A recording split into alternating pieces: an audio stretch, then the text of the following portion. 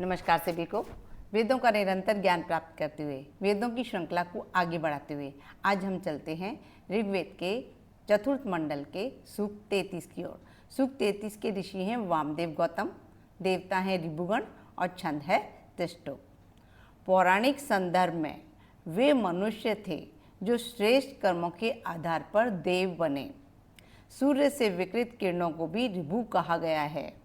प्रतीत होता है कि वे विकिरण रेडिएशन प्रक्रिया के अधिष्ठाता देवता हैं। ये तीन भाई हैं, ऋभु, विभु एवं बाज। ये क्रमशः शिल्पी पदार्थों के रूपांतरण करता, विस्तारक तथा बल संचारक हैं।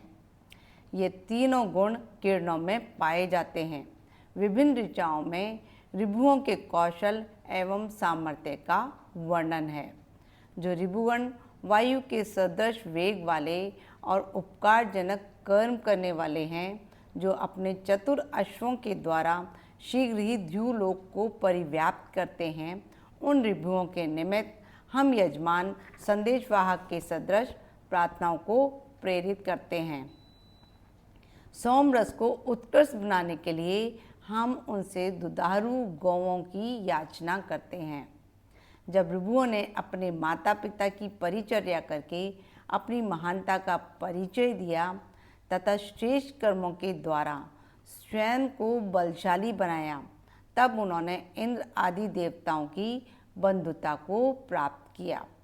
उसके बाद उन मेधावी ऋभुओं ने अपने मन को भी शक्तिशाली बलशाली बनाया। श्रेष्ठ कर्म करके तथा मन की शक्ति बढ़ाकर व्यक्ति देवों की श्रेणी में पहुंच सकते हैं। उन ऋभुओं ने ग्रुप के सदृश जीर्ण होकर लेटे हुए अपने माता पिता को सदैव के लिए युवा बना दिया। इंद्रदेव की अनुकंपा से युक्त होकर तथा मधुर सोमरस पान करके वाज, विभु तथा ऋभु हमारे यज्ञ की सुरक्षा करें। उन ऋभुओं ने 1 वर्ष पर्यंत मरणासन गाय का पालन किया। उन्होंने 1 वर्ष पर्यंत उसे अवयवों से युक्त किया तथा उसे सौंदर्य प्रदान किया। 1 वर्ष पर्यंत उन्होंने उसमें तेज स्थापित किया। इन संपूर्ण कार्यों के द्वारा उन्होंने अमृत को प्राप्त किया। भूमि को गौ कहा गया है। मृत पाए अर्थात ऊसर शक्तिहीन भूमि को किरणों के उपचार से पुनः उर्वर बनाने की प्रक्रिया का बॉब इस रचा से स्पष्ट होता है। ज्येष्ठ ऋभु ने कहा, हम 1 चम्मच को 2 भागों में करेंगे। उससे भी छोटे ऋभु ने कहा, हम 4 भाग करेंगे। हे ऋभुगण, त्वष्टा देवता ने आपके इस वचनों की प्रशंसा की। चम्मच द्वारा यज्ञ को संवर्धित करने के लिए आहुतियाँ दी जाती हैं। अग्निहोत्र यज्ञ में उसके प्रयोग का विधान है। ऋभुओं ने यज्ञ संवर्धन की 3 प्रक्रियाएं और विकसित कर दी।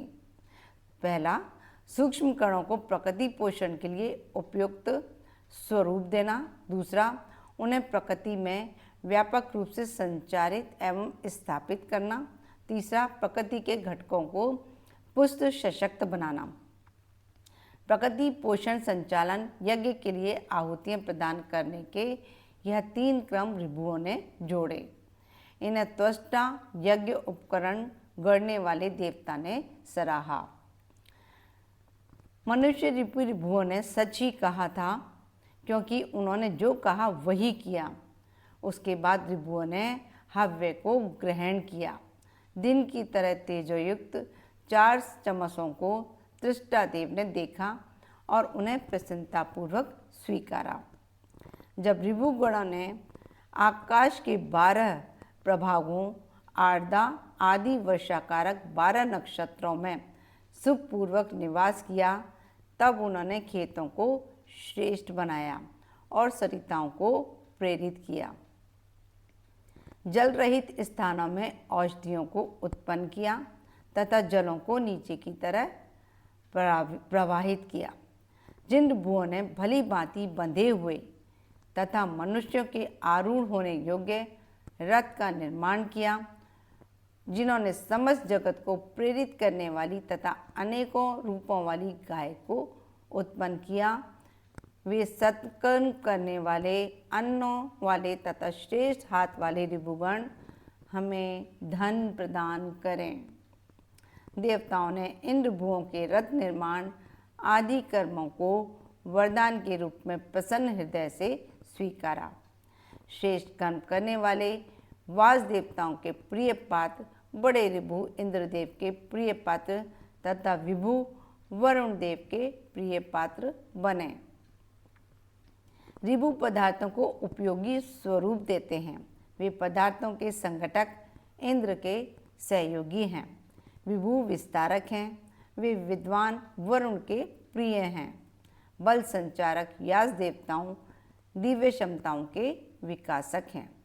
जिन ऋभुओं ने स्त्रोतों से हर्षित होकर अपनी प्रज्ञा के द्वारा 2 अक्षों को बलिष्ठ किया था तथा जिन्होंने इंद्रदेव के लिए सरलता से रथ में नियोजित होने वाले 2 अश्वों को तैयार किया था, मित्र के सदृश वे ऋभुगण कल्याण की कामना करने वाले हम मनुष्यों को ऐश्वर्य, पुष्टि तथा गौ आदि धन प्रदान करें।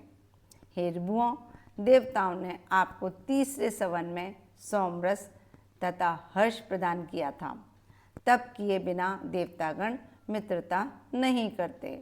हे ऋभुगण, हम मनुष्यों को आप इस तीसरे सवन में निश्चित रूप से ऐश्वर्य प्रदान करें।